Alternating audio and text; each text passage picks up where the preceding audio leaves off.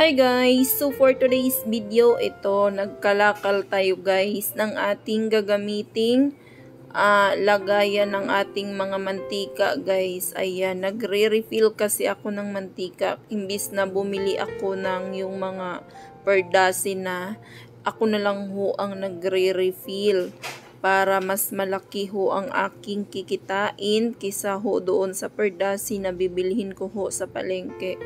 So ayan, ang inyong mamshi guys ay gumagawa ng paraan, nagre-repurpose guys ng mga gamit na lagayan ng mantika, hinugasang mabuti. Kailangan ho nating hugasang mabuti bago ho natin lagyan ng panibagong mantika mga mamshi, dahil alam naman ho natin na yung mantika ay kasama iyan sa ating mga ginagamit sa pagkain sa araw-araw o paggawa ng pagkain sa araw-araw, kaya dapat talaga ay idaan natin siya sa malinis na pamamaraan, malinis na paglilinis bago ho natin siya gamitin, dahil konsensya naman ho natin kung may mangyari ho sa ating mga customer kung hindi ho tayo maging malinis sa mga paninda ho natin. So ayan, patapos na nga ho tayo diyaang maglinis o maghugas po ng mga empty bottles na ating gagamitin po sa ating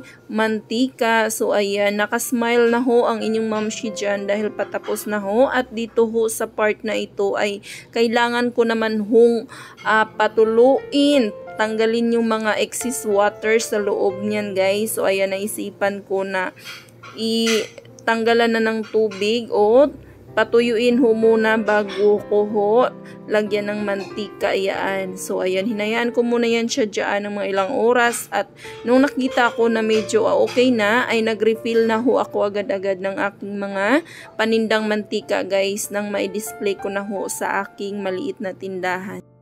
So ayan, habang ho tayo ay naglalagay ng mantika ay naubos na ho yung isang lagayan. So kailangan ho nating kunin yung isa pa nating lagayan mga mamshi. Ganyan lamang ho sa buhay, discarding malupitan lamang ho para nang sa ganun ay mas malaki ho ang ating ma-save.